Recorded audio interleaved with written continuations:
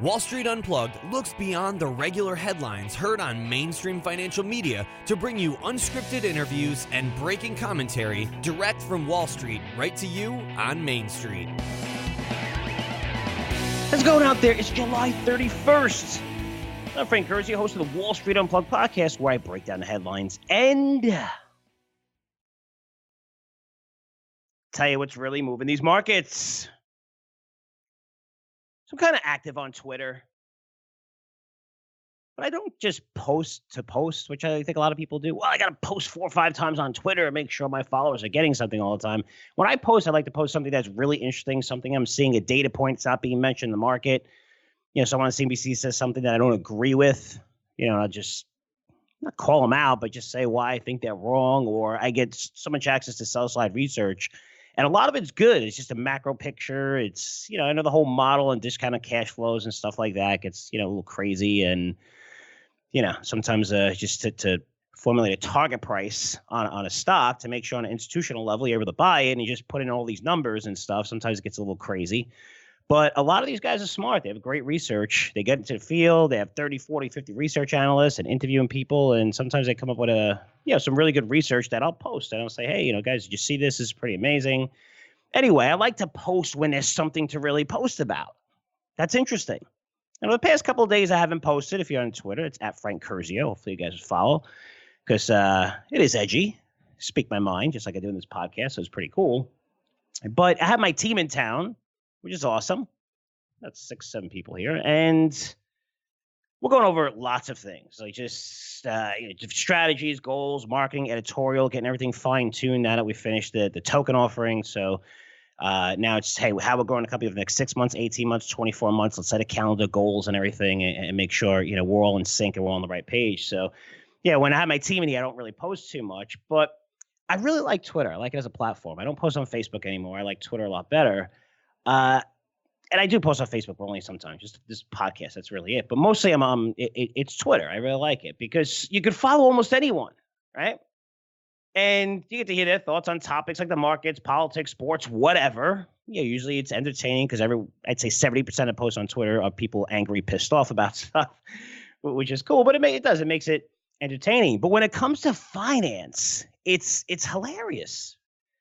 For example, a hedge fund manager posted a chart of a model, and this model is from John Hussman, Hussman Funds. So it's another fund manager, and just said, hey, this is, he forwarded it. And the chart says a 12-year total returns, and this is the chart based on his model for a balanced portfolio. When he says a balanced portfolio is 60% of your assets, 6% of money, S&P 500, 30% in treasury bonds, 10% in treasury bills. The return over the next 12-year period, total returns, and I believe this is annually, is 0.05%. That's what his model says, 0.05%. So for me, I didn't even look at the model because I know Hussman. Hussman has been predicting a crash since 2011. The market's going to get, you can go back and look on Google. I'm not picking on the guy or nothing. I'm just stating facts. But he's someone that continues to do that to 2018, he just made a call. I think 2019, he said we're going to lose trillions in market cap and all this stuff. So for me, that guy is pretty much useless, right? He's been wrong. He hasn't changed his mind. He hasn't come out and said, hey, this is how I messed up, but I'm going to get nothing, right? So it's okay being wrong, but it's just someone that I totally avoid. So I didn't even look at the chart. But I did comment on it because I said, I'm curious to see what his model was saying in 2010, 2011, 2012, and it's a 12-year chart. So he has a loyal following, and there's a lot of hedge fund managers on there as well, and they just start coming at me. Frank, look at the chart. And I didn't even look at the chart because I don't want to waste my time looking at the chart. My point of it to respond to that was, why even forwarding this guy's work to anybody? Why would you expose your list to someone who has been so wrong, where people follow you, they trust you? And when you think about that for a minute, in finance, I'm talking about finance and Twitter, that's a topic here. It blows my mind of just the behavior behind it, of how when I look at people and they follow these people that have been wrong for such a long time, it's like a cult, right? And no matter what happens, they're going to follow that person as long as they stay true to that message. So if you're like, buy gold stocks since 2012, you got annihilated. You're dead. But these people just follow them. And what makes it worse, and look, I could cite 50 names right now about this. Again, we all get it wrong from time to time. I'm not picking on people who have it wrong from time to time. What pisses me off is the people who had it wrong for the last 7-8 years. Your wealth continues to go higher while everyone who's listening to you continues to go lower. And you know what? That's really fucked up. That's my problem. But you know what? It doesn't even pay for me to even worry about it or care about it because the people following him don't care. And that just blows my mind. I mean, it's a religious-like culture where people don't care about returns at all. They don't care about losing money or getting horrible advice. The only thing they care about is, hey, is this person like entertaining me? They have the same message I have. And they get convinced or basically brainwashed into believing that everything these people that they're following say is fact. I mean, somebody posted on Twitter saying, $20 trillion is our deficit and the stats of how much it actually is and how, even we're not going to be able to pay it back. Each person would have to pay a certain amount by X amount, 5-10 times to even pay off this debt, which would never happen. And I want to respond and say, you know what? If I had $1 for everyone who cited our national debt as a risk since 1970, I'd probably have enough money to pay off the national debt myself. People love to cite it. They don't cite the other side. They don't cite the other side of the balance sheet, the assets, the equity in homes. It's all about, hey, this is my message. No. We don't want to talk about consumer spending. We don't want to talk about interest rates are super low. So yes, debt is going higher, but we're paying it off perfectly fine. Credit ratings are very solid. U.S. is doing fine. Nobody wants to talk about that, right? So the debt problem has been talked about by these, I guess bears, because even if we had no debt, they find something else to hate, right? And that's what my message is today, is you have to be careful because when you're looking at the markets and you're following certain people, you have to be willing to adapt to the markets. Right? I had this conversation with Meb Faber. I had this conversation with Ken Fisher, just high-profile people. You need to adapt with the markets. You can't just stick with the holy cow. And what makes it worse is I have 5% of my assets in gold. But listening to these gold bugs makes me sick. Not to mention how wrong negative real interest rates are going to drive gold. Well, it hasn't. It's a safe haven. It hasn't been a safe haven. No, treasuries are a safe haven. You got to buy gold to structure the dollar. Well, the dollar keeps going higher and higher. Yes, it's pulling back a little bit. That's why gold's probably going higher now. But it's the same message, the same thesis, no matter what changes. And it's funny because when I read some of these guys, just because I want to get entertained, and maybe that's the point. They want tons of followers. They want people to argue. If you look on Trump's, how many millions of followers he has on Twitter, you just read one of his posts. At least 80% are just people ripping him apart. He's not deleting them. These guys aren't deleting me when I call them out. They like it because it's going to build their following, and they love that attention and entertainment. That's it. It's kind of smart. I give them credit. I'm not criticizing them. But when I see guys screaming from the top of their lungs how gold is not in a bear market and you would have did better, and they pick a certain time period that you would have been better when the market's at an all-time high, you basically been shitting on the market for the last 9 years, even though you're citing the facts that make equities the most attractive thing to own ever at any other time in history. You're saying the Fed is destroying it. They're just printing more money. What does that mean? They are printing money. Am I pissed about it? Yes. Do I think a lot of banks should have went out of business? I would have loved to see that. But that's not the case, so move on.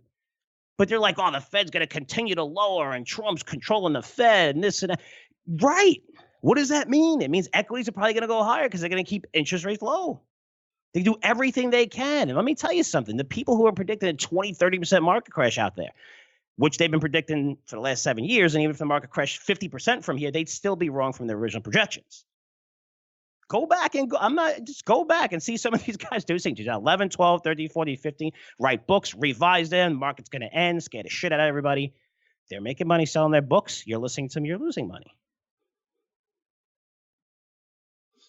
But when I look at these bears and just what they have been saying for such a long time and looking at, hey, this is what the Fed's going to do. And if they're going to lower rates, like even if you look at again, the credit crisis, they bailed out everyone. I mean, look at what happened the last time. We had an event, right? The credit crisis. I won't beat it to death. Everybody knows about it. End of the world, global credit crisis, how to bail you out. I mean, they took over Fannie, Freddie, invested in AIG, Bank of America, all the major banks, funded all the banks. Pretty crazy. But you know what's even crazier? The government made a shitload of money on everything they invested in. They don't even know what to do with Fannie and Freddie anymore. They have a conservatorship. They thought they would probably dissolve them or they just said, just backstop it. That's why we backstop the housing market. Just put all loans, Fannie, Freddie, put them all in there. And you put them all in there. All of a sudden, the housing market rebounded very quickly in 2008. 2010, prices started going up again. And these companies are making billions every quarter, billions in profits, not revenue, profits every quarter. So the government made a fortune, right? They took the taxpayer dollars, which is really messed up. I get it. It angers me as well. But let's put your feelings aside. Try not to make this a religion for you. Because that anger and that emotion, all that pissed off, you're going to be following people telling you the government's terrible. The United States sucks. Don't invest. And you're getting crushed, wondering why with all these risks. But you're not paying attention to the bigger facts here, which is the government had this massive bailout and made money on everything that they did. So if the market crashes 30%, say it's a geopolitical event, say it's a terrorist attack, say it's a trade event with China, whatever, you name your risk that's on the table right now.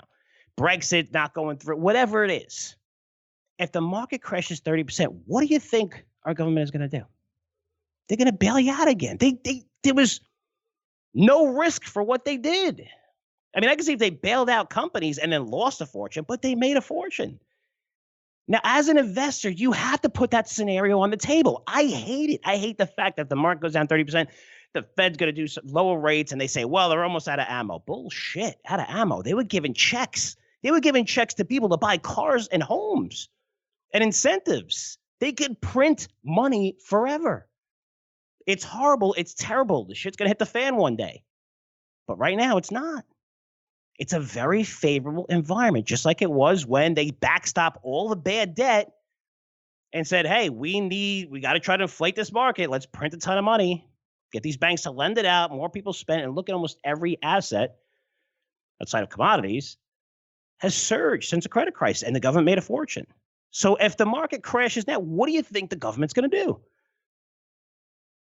So for me, that removes the doomsday scenario off the table that all these guys talk about. Again, even though they predicted 30, 40% decline in the market since 2011, if we fell that much today or this year, they'd still be wrong from their original projections. They're going to tell everybody they're right. They're going to be everywhere and just saying, I told you so.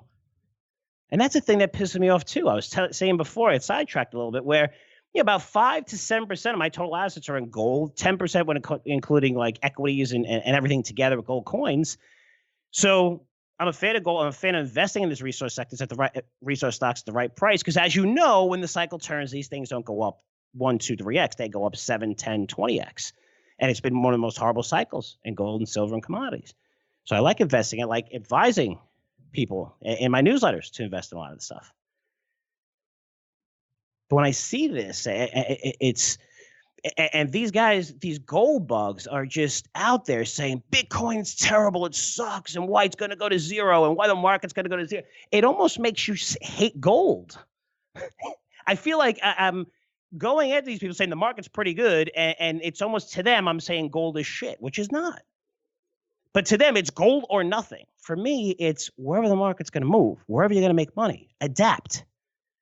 Okay, because you're in gold the last 7, 8 years. You just watched the biggest technology bull run since 1999 and one of the biggest bull markets in a generation since the credit crisis. You just watched it go by because some guy was telling you, gold, buy gold, buy gold. The Fed's going to continue to print. Yeah, they're going to continue to print. They're going to continue to have interest rates at super low levels, which is why companies like Apple with $200 billion on their balance sheet continues to take out debt. Same with Microsoft. because it just makes sense. You can make a higher return than that low interest rate. But just be careful who you listen to, because I kind of just poked a little bit in there, and all of a sudden with Twitter, I had a guy, his name's Mark Yusko, who I'm a fan of. I think he's pretty cool and, entertaining. But all of a sudden he came out with a bet. He's like, Frank, put your money where your mouth is. I'll take cash. You take the S&P 500. I'll bet you $100,000 charity. And I said, Mark, because I like you and I find you mildly entertaining, I'm going to give you a chance to take that bet back. And he said, double down. He goes, nope, let's do it. I said, okay. I said, why don't you come on my podcast and I'll tell you exactly why you're going to be wrong. And I will. I'll tell him why he's going to be wrong. You can take almost any 10-year period, and the S&P 500 has outperformed cash. I mean, you look at dividends, you look at, I'll create the whole scenario and tell you why that the probability is extremely, extremely in anyone's favor who's going to bet the S&P than just putting in cash. More important, I think, he's a money manager. And if he really thinks that cash can outperform the markets, I think he has a long short fund. But still, if I was investing in someone and they said, well, we think that cash is going to outperform the markets, what does that mean? It means you're going to have to take on extra risk, right? Whether it's shorting or whatever, to outperform, or you're going to put my money in fixed income treasuries and charge me a huge fee for that. So for me, from a client perspective, I was just surprised to hear that he believes cash is going to outperform. But again, I like him. I said, let's come on the podcast. He hasn't come back to me. I accepted his bet because he came back and said, yep, let's bet. I said, okay, I'm not going to say no to free money twice. So right now, I don't know, I haven't heard back from him, but hopefully he'll come on the podcast and have a healthy debate. It'll be pretty cool. And again, $100,000 would be charity. Again, Mark's a pretty smart guy. I like him. Hopefully he comes on, but he just, opened his mouth and said, hey, I'm going to $100,000, put your money where your mouth is, all over Twitter. And I accepted. And it's funny how, hey, I haven't heard back from you. So let's debate this on the podcast. Let's get it. Let's do it. Again, healthy debate, nothing crazy, no screaming. Just, hey, I want to hear his position, you hear my position. In 10 years, $100,000 up to whatever charity he wants if I lose, and whatever charity I want if I win. But let's get that bet going. I mean, you're the one who brought up on Twitter. Let's do it. Podcast open invitation. If you think there's too much of a home field advantage, I'll go anywhere. I'll go in your basement to debate you, whatever you want. But I'll tell you why you're 100% wrong. The S&P 500 will outperform cash over the next 10 years. Anyway, didn't want that segment to go that long, but a little emotional, a little bit of a rant there. Just be careful who you listen to, guys. It's just, you get caught up in this religion and you just think a certain way, and you're missing so much that's out there, which is amazing. I mean, just so many trends, so much going on. I'm going to talk about that in my educational segment in a minute, but I do have an amazing interview coming up. So last week it was Ken Fisher, right? Billionaire, legendary fund manager. And this week, I'm interviewing another rock star, legend of the resource industry, and is also a billionaire. If not, I think he's pretty close, but I think he's a billionaire. Someone I really admire. His name is Rob McEwen. So Rob is the founder and former chairman and CEO of Gold Corp, which was one of the largest gold producers in the world. And when he founded the company, it was with a market cap of $50 million and went to over $8 billion. So he runs McEwen Mining now, another gold producer, which he's going to talk about today and break it down. Awesome stock. Awesome company, and how the company's in a great position to benefit from the recent move higher in gold prices. So that's what a lot of these companies did, smart managers. It's been rough. It's almost like you look at a technology in 1999, 2000, when it crashed, the survivors, what do they have to do? They have to get lean. They have to cut costs. It's all like restructuring. And once you get through that process and go out the other end, the next cycle comes and you're leaner than ever. You're smarter than ever. There's a reason why technology companies, their balance sheets are the strongest in the world, is because they weren't that strong in 1999. A lot of good companies went out of business because they were just so leveraged and went crazy during the internet boom. Now these companies are like, well, we're well prepared if there's a long bear market in technology, and they have some of the best balance sheets. But that's what McEwen Mining has done. McEwen Mining has put themselves in a position, weathered the storm, which is horrible, one of the worst bear markets, and now they're in a good position, which I was going to talk about, all the cows behind his company. Also, Rob's one of those innovative guys, not even an industry that you'll know. He's a big focus, big fan of technology, has some very powerful friends in the tech industry, which we're going to get to in the interview that he hangs out with all the time. But Rob's going to explain how new technologies are leading to more gold discoveries and how his company is going to be taking advantage of a lot of that, those new innovations. He's also going to talk about the bigger picture, where he thinks gold is headed over the next 1 to 3 years. And we're going to also dig into a lot of the great topics. I mean, the use of leverage in the gold industry, how it could lead to a lot of pain. McEwen's a person who doesn't really take out a lot of leverage.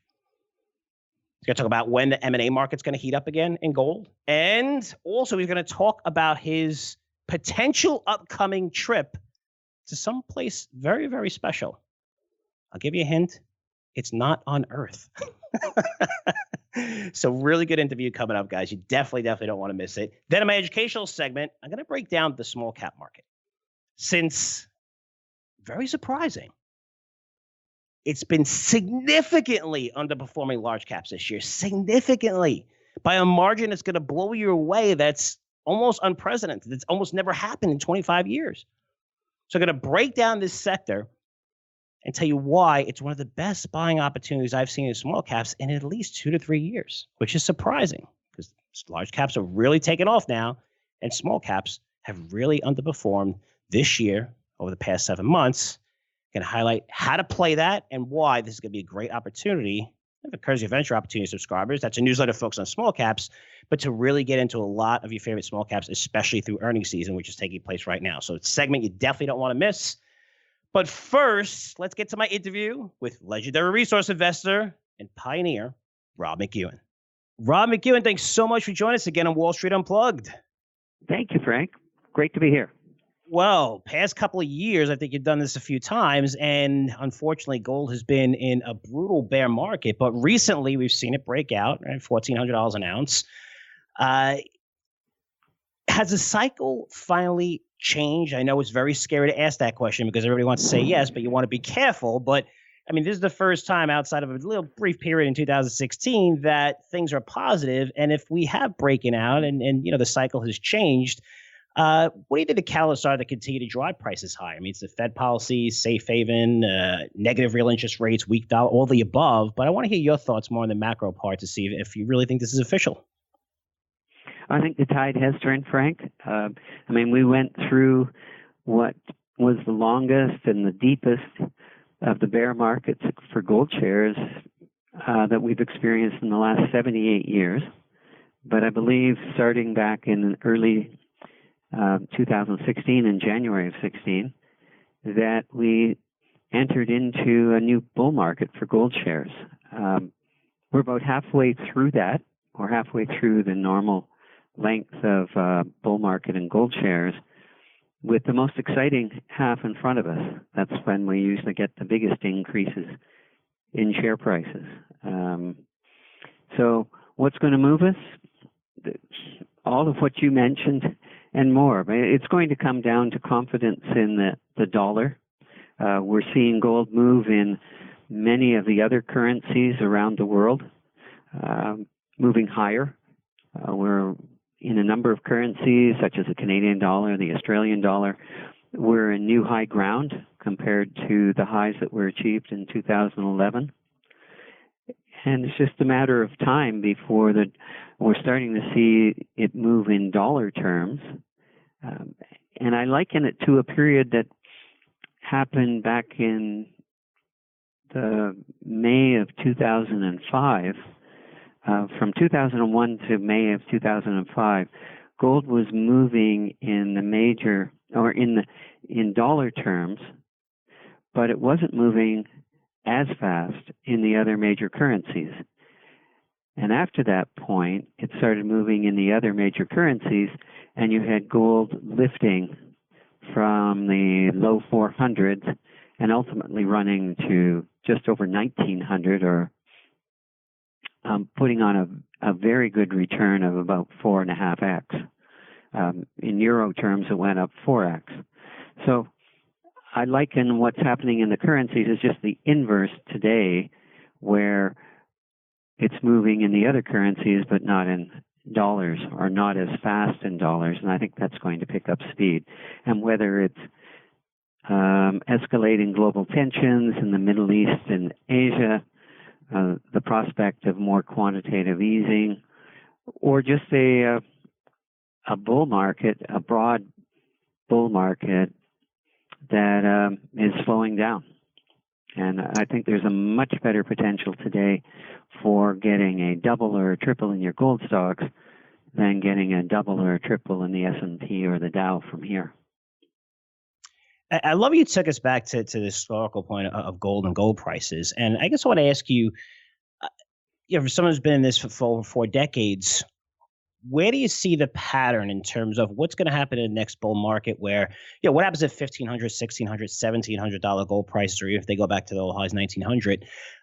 What do you expect to see? Because what we saw last time is majors went crazy. They leveraged themselves through the roof. I mean, they've been unwinding those balance sheets. Some of them are still doing that today.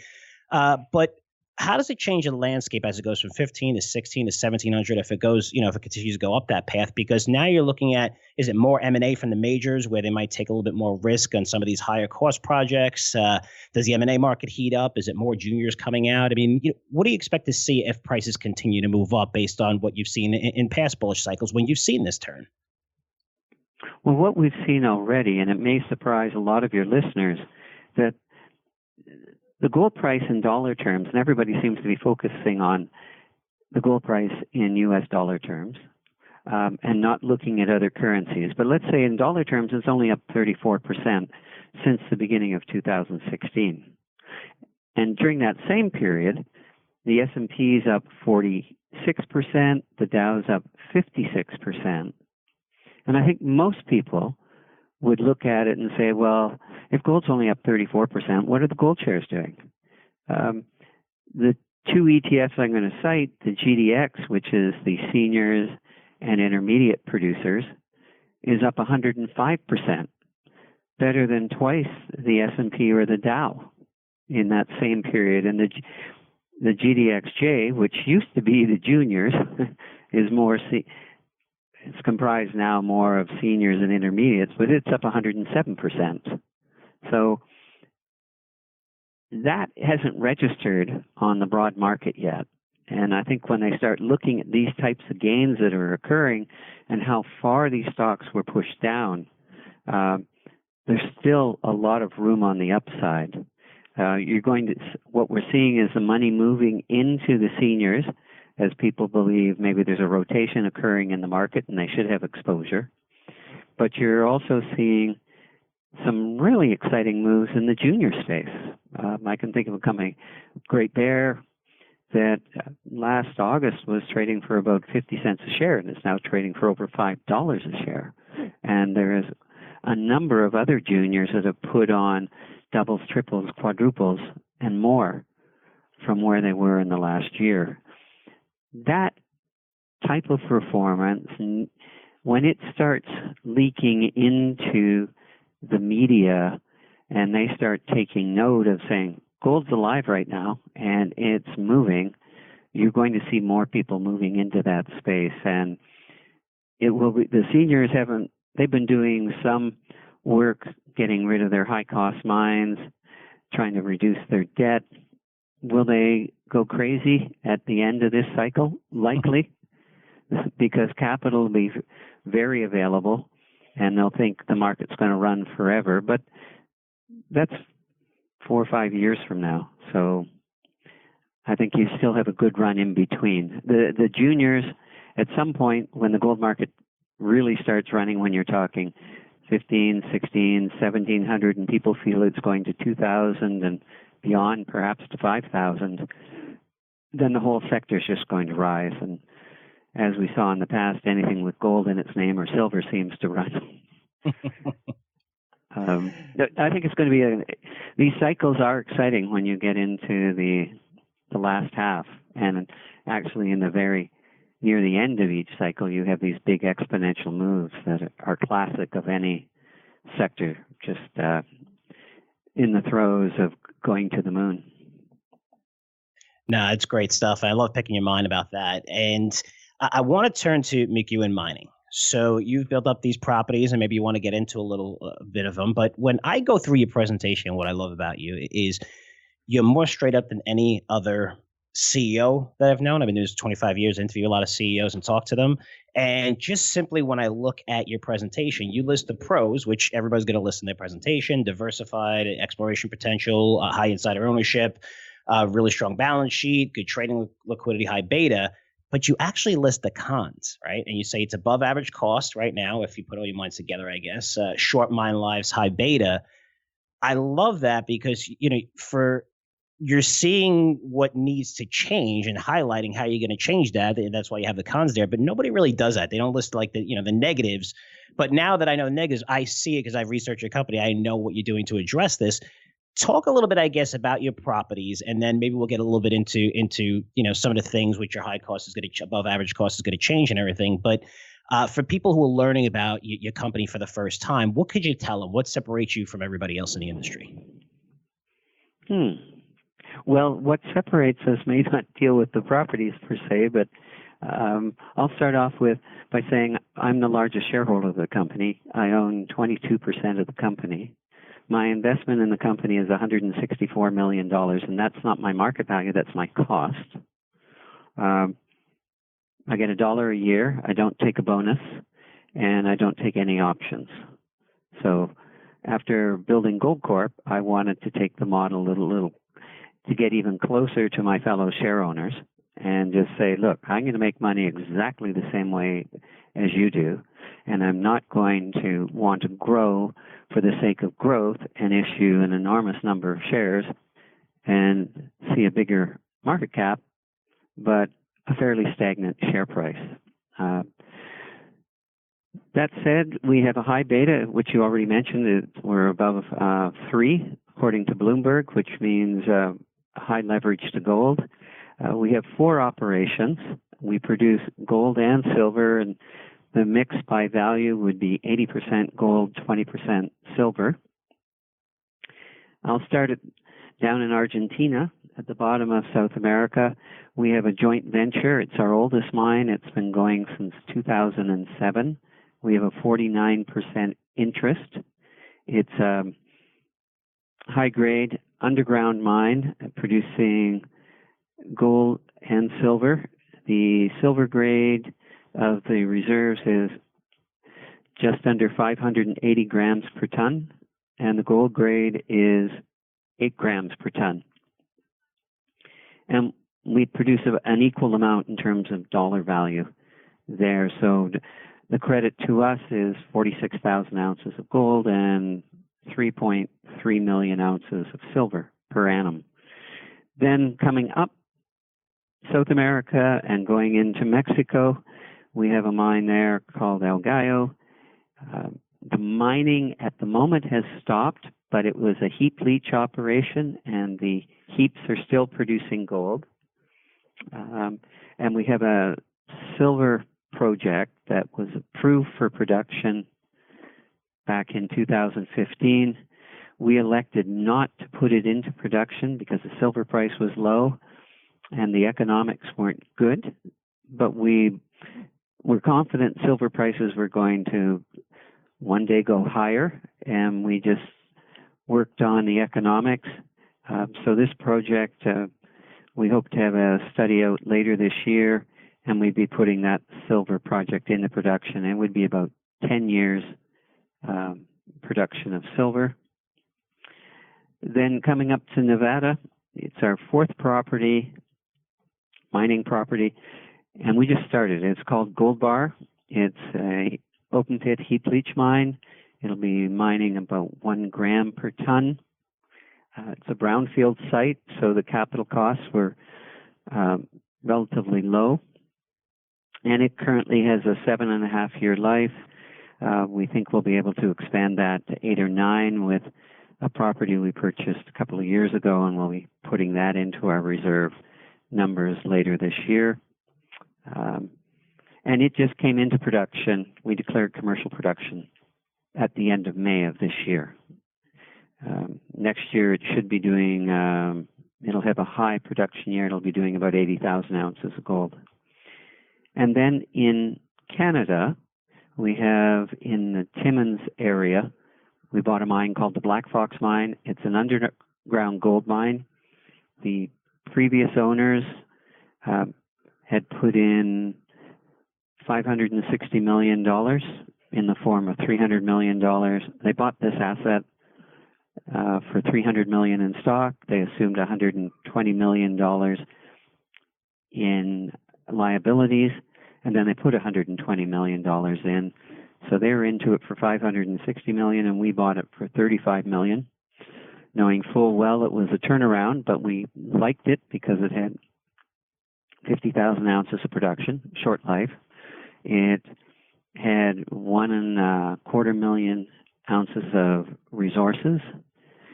It had $180 million of tax loss pools that we could offset future income. And it had a large land package in a very prolific area that this area hadn't been explored extensively.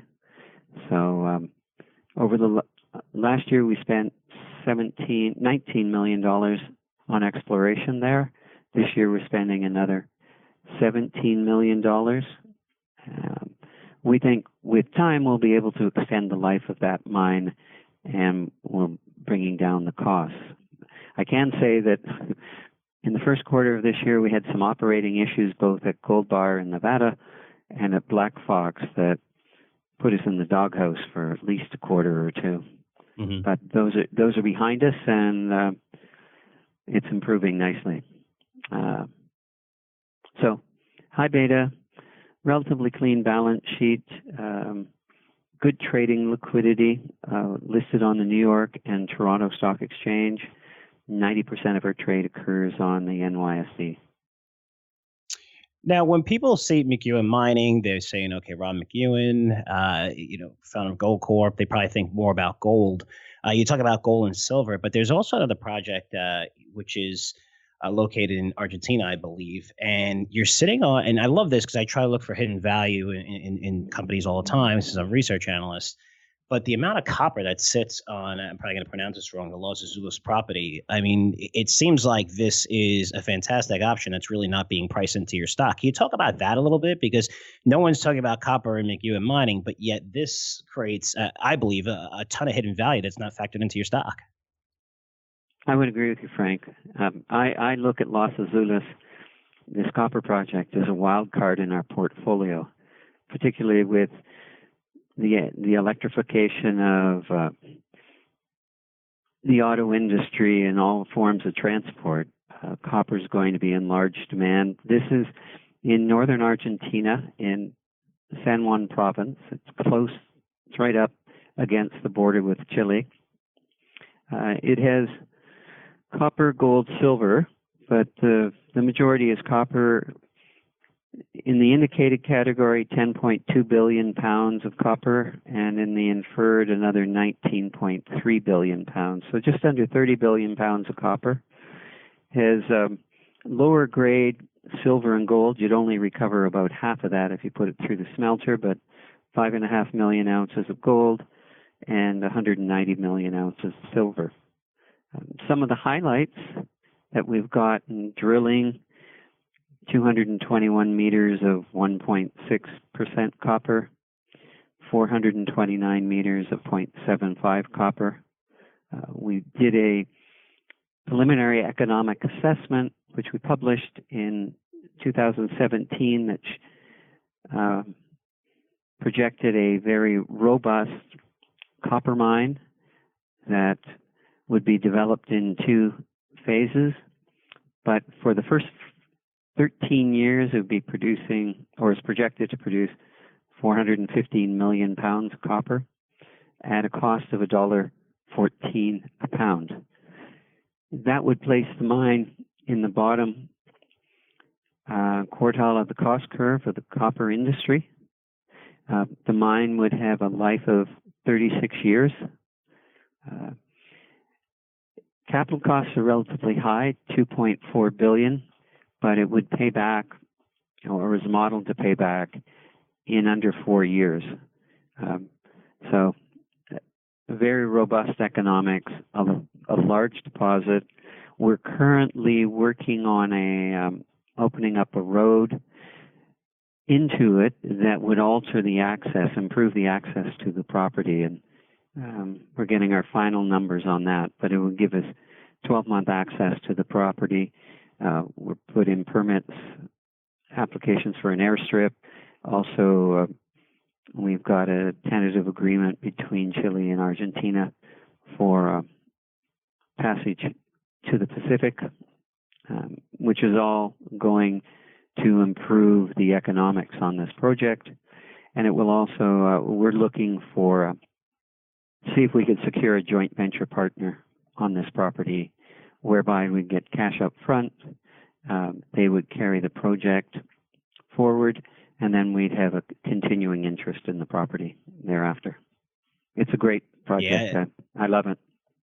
Yeah, it's a great asset. And, I read a lot of the research reports that the sell side guys that are covering you. And it's funny because they talk about gold bar, commercial production in May and, reading those reports. And nobody's really, I don't feel like they're focused on this where it's not, factored at all. And I just think this is a credible asset, which is great. But moving on here real quick, because I don't want to spend, I want to definitely hit a couple more topics before I let you go. People who are not familiar with you might say, hey, you know what? We have this guy who started Gold Corp and he may be old fashioned and has been in the industry for a long time. But it's when you get to know you and understand you are one of the most innovative people in this industry. And it started in 2000 with, the Gold Corp Challenge, where you open up your data from Red Lake to geologists, scientists, engineers around the world. Everybody probably thought you were crazy at the time, but it was just innovative, since the best data came from the people who were off-site and not working for you. And that worked out tremendously with that asset. So I'm going to ask you a really tough question now. What is the next big innovation for gold mining? Do you see anything changing, like how we saw fracking change oil and natural gas, where it seems like we have an unlimited supply, not unlimited, but we can produce tons of gas at a cheap price. Do you see anything innovative within the gold industry? A lot of people are talking about AI to improve discoveries. What are you seeing on the innovative front that could be game changing? There are a couple of areas, Frank. Just on an operational standpoint and looking at capital required, the gold mining industry, and in fact the entire mining industry, I guess it's like a lot of other industries, it's trying to grow bigger and bigger to get economies of scale. In other words, you get bigger pieces of equipment, so you lower your unit cost per ton of it, moving ore, extracting ore. There's something that's starting to be used is ore sorting, where you can cut down on a lot of the material you have to move, or you don't move it as far. So you can reduce your capital cost there by sorting the ore from the non-mineralized rock. So you don't crush it all, you don't move it as far. So that's you're seeing some significant savings there. You are seeing artificial intelligence being applied in trying to make exploration faster, and then the logic in mine planning. Also looking for energy is a large cost as well, so finding ways to reduce your energy. I'd have to say, I won't call it an innovation, but it might appear to be an innovation to many investors. The next big thing is profits. And we're starting to see the industry starting to make money again. And unfortunately, usually when mining companies start making money, they don't feel there's a need to innovate. But that'll be an innovation in the market, that this is a sector that's generating profits and possibly dividends and become attractive to investors. No, absolutely. What a difference, times, right? A couple of years ago compared to now. Even Newmont's paying a dividend. A lot of these guys were able to leverage. It took them a long time, but that will be interesting. And I also want to mention, too, an innovative front, because, you're really big on technology, where you and your wife in 2003 established the McEwen Center for Regenerative Medicine, using treatments based on patients' own tissues, cells, DNA. You also have a great picture of you with Elon Musk, James Cameron, Jim Giannopoulos, who's the CEO of Paramount Pictures, Peter Diamandis, who's chairman and CEO of X Prize, which was created to fund and operate a new generation of private passenger carrying spaceships. So that's going to lead to my final question, which is probably the most important. Knowing all these people and how much they're into space and what we're hearing out there, are you going to the moon anytime soon? Did you pay for that yet? What's the schedule? I'm not going to the moon yet, but my wife and I are booked on Richard Branson's Virgin Galactic flight. So as soon as that starts flying, we'll be going up after them. So that's quite exciting. And I have done zero G flight, which is simulated zero gravity. And I recommend anybody who wants to put a smile on their face, they should do that. But I'm looking forward to that. Maybe the moon's after we go up and with Richard in his flight to go to the edge of the space. That sounds great. Well, Rob, listen, thank you so much for taking the time to come on. I know how busy you are. You're a pioneer in this industry, and my investors love when you do come on. And the fact that just your company itself, where no bonus structure for yourself, no options, you pay yourself $1. I think you can give yourself a little bit of raise there, but your interests are totally aligned with shareholders. It's just nice to see in an industry where sometimes you don't see it that often. So I appreciate you coming on. I appreciate everything, and hopefully you join us again soon. Thank you very much, Frank. All right, guys, great stuff from Rob. I don't know if you've ever seen Rob. Rob is kind of a smaller guy, soft-spoken as you hear, but man, just a tiger, ferocious to the point where, not in a bad way, but in a very good way, where he, competitive, just understanding the markets, getting things done. I mean, I know his history through Goldcorp, and we talked about the Goldcorp Challenge, but there's just so many people that wanted him out of that company for such a long time and thought he was crazy, and he just weathered the storm through unions, all the stuff. Just incredible knowledge of the industry. We're talking about 3-4 decades, and how he gets things done. He's just very, very smart, very sharp. And it's just funny because when you meet him, you expect to see this 6'9" guy that's like, this is what we're going to do, and this is how you get it done. And it's just soft-spoken guy, but don't let that fool you, because, Rob's a real deal. He's brilliant. I love that he comes on the podcast. And I love we had fun too. I mean, you'll see him with pictures if you look him up everywhere, which is, again, James Cameron and just hanging out with these guys. And it's funny because I think eventually he will go to the moon. He's doing his space travel, but yeah, he'll probably be on that pretty shortly. And he's in that group of people and, billionaires that are really making that happen. So it's good to have an insight to that, right? The whole space thing. So, but hopefully you guys like that interview. I always say this podcast is about you, not about me. So email me, let me know what you thought at frank@curzioresearch.com. That's frank@curzioresearch.com. Now let's get to my educational segment. So the past 7 months, the Russell 2000 has underperformed the S&P 500 by nearly 17%. So really good company. I respect their research. They're called Evercore. Published a good report on this. Lots of cool stats. And said that if you look back the last 25 years, you've only seen this wide of a gap around 4% of the time. So it's basically unprecedented, right? If you take all the data points of the past 25 years, tracking the performance of both indices, the Russell 2000, S&P 500, a level of that much, which is 17% discrepancy, that much of a gap only occurred around 4% of the time. And you're looking at the market and say, why? Why would small caps underperform? I mean, with trade and people worry about China, I mean, small caps have less exposure overseas. They have exposure to the U.S. The U.S. is doing well right now. People will debate and say, oh, maybe a recession is coming or whatever. Listen, we have low interest rates. People are spending. Company profits, we're seeing record profits from a lot of companies still. I'm doing okay here. I don't see a recession this year. But to me, when I see that number, and I knew it was described because I have Curzio Research Advisory, which is large caps and some mid caps, and that portfolio is on fire. And we're doing very, very well in that portfolio. Everything we recommend, doing very well. I'm happy. And then we had a really great performance in Curzio Venture, where we had lots of winners, but the last couple of stock picks have fallen. We're off to a rough start because the last few months we've seen just a lot of small caps is just out of favor. And it's amazing because you're seeing short positions on the Russell 2000 build. We just had the Russell 2000 balance, which takes place June, July. So it's basically with the Russell 2000, they'll move the higher market cap companies into bigger indices and take out the ones that no longer qualify under, the Russell standards, the Russell 2000 standards, certain market cap liquidity price. So they rebalance it once a year. It's not like like the S&P 500, they can announce changes to it whenever. This company's out, they got acquired, this company's in. Russell, they do it once a year. So you could basically figure out what stocks are going to make it in there because it's just you have to meet certain qualifications. And if you meet them, then you're going to be in there. So you can come off the pink sheets. And a lot of these companies are bought, and we used to use it as a trading opportunity with, look pretty much at April, May, and get a good indication of, which Russell stocks, which companies are going to go to the Russell. Once they do, money automatically flows into these companies and pushes those stocks higher.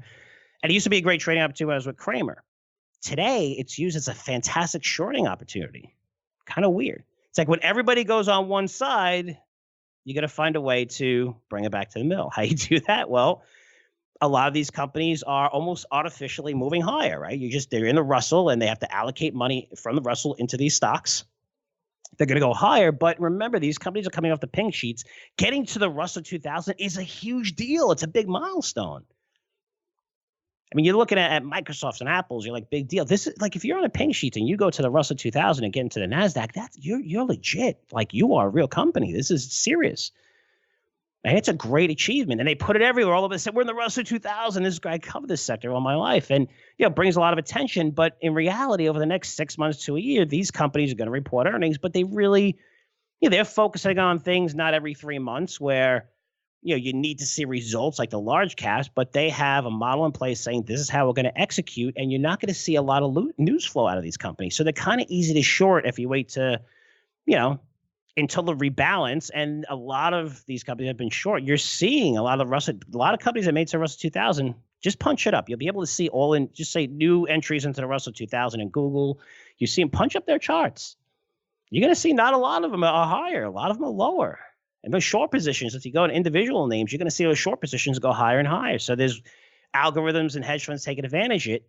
Why am I saying all this stuff? Because small caps have sold off or have significantly underperformed the S&P 500 by a margin that's unprecedented. You never really see it. But what I'm seeing is an opportunity to buy small caps, probably the best opportunity in the last 2 to 3 years. I mean, very cheap valuations, huge growth potential. These companies are growing earnings. Not only that, when large caps do great, their market caps go higher and higher. And what are they doing? You're seeing this a lot. You're seeing M&A pick up, especially over the past couple of years. But now that your market cap's going higher and higher, they use their stock as currency to buy a lot of these companies. So the M&A market's pretty hot. If you're buying a small cap stock that has sold off 20, 30%, you're going to find a lot of them right now, believe it or not. And pretty decent names with good management teams that have sold off. Maybe they made the Russell, they sold off a little bit more, but their catalysts are still intact. The thesis is still intact. You're just going to get a stock for a lot cheaper. And if you could find those stocks, which we found, I screened for them, especially for Curzio Venture Opportunities, you find the ones in very big scalable markets and growth trends.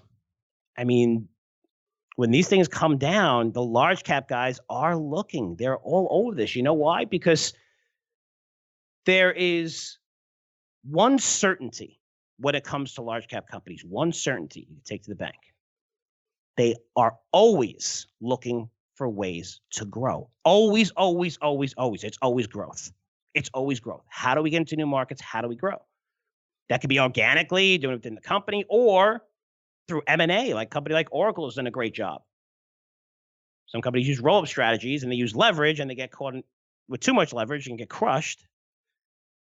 But Oracle has done a great job of this, acquiring a lot of smaller companies, mid-cap companies, even some large caps over the last 20 years on their way to becoming one of the biggest software players in the world. But they're always looking for new markets, always looking for ways to grow, because that's what Wall Street wants to see. What evidence? Microsoft, 12 years of doing absolutely shit. What happened? Nadella got into cloud. Got rid of Ballmer. Said, let's get into the cloud. All right, great. Got into cloud. Look where Microsoft is. The 30s to over 130. Since what, 2013? Look at Amazon. Amazon, we know their presence in retail. Yes, they're doing great with Alexa, but their presence in the cloud as well. You look at IBM, getting into data analytics, Watson, AI, blockchain.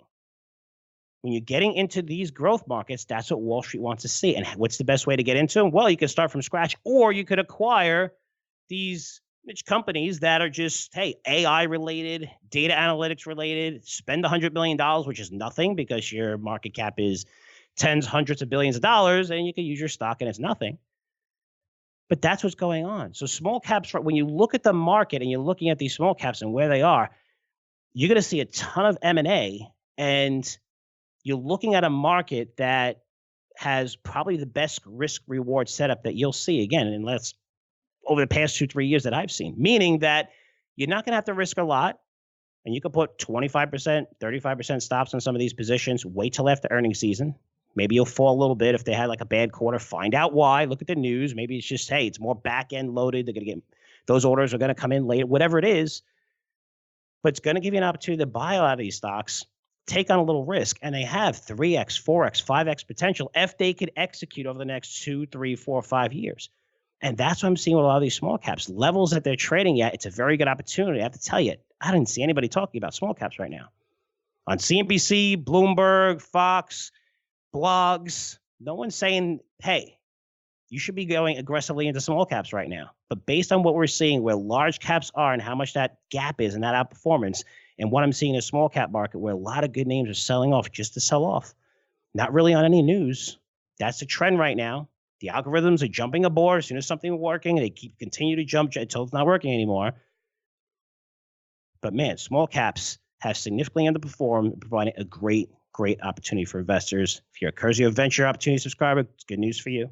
I see a lot of great ideas making that way into that portfolio. And if you guys want any more information on Curzio Venture Opportunities, email me directly, because I can give you the best price for that. It is an expensive newsletter. It's where I travel all around the world, use my contacts to find ideas that you're not going to hear about probably for 9 months, 1 year, 2, 3 years later in the media and stuff like that. We get into a lot of these names early because of the contacts, because I'm boots on the ground. I travel, go to conferences, and we just get a lot of great ideas in that portfolio. I've done very, very well. And plus, there's a lot of buys in the portfolio now because small caps have underperformed and a lot of our names have sold off a bit. So it's a good opportunity if you're going to buy now. And also if you're going to buy now with a 2-year time horizon, because over the next 2 years, I think small caps are really, really going to kill it in this market. Okay, guys. Love you. Let me know what you thought. FrankCurzioResearch.com. That's Frank at CurzioResearch.com. Again, positive, negative. Let me know if there's someone that out there that you like, that you listen to as a podcast. If you'd like for me to interview him, I get a lot of those, which are great. Again, I always say this: podcast is about you, not about me. The platform is getting bigger and bigger, as you can see, where we have, billionaires reaching out to us to come on the podcast. You're looking at the past few weeks. I mean, amazing guests. The next 2 weeks, 2 more amazing guests coming up that are already booked. Both of them are new. Both of them are new, very high-profile people, and we're getting a lot of people reaching out to us right now at this podcast, which is cool. And that's because of you. Spread the word of mouth, and I just want to say appreciate it. But again, if you see someone out there you want me to interview, let me know, FrankCurzioResearch.com. And that's it for me. So thanks so much for listening. I'll see you guys in 7 days. Take care. The information presented on Wall Street Unplugged is the opinion of its hosts and guests. You should not base your investment decisions solely on this broadcast. Remember, it's your money and your responsibility. Wall Street Unplugged, produced by the Choose Yourself Podcast Network, the leader in podcasts produced to help you choose yourself.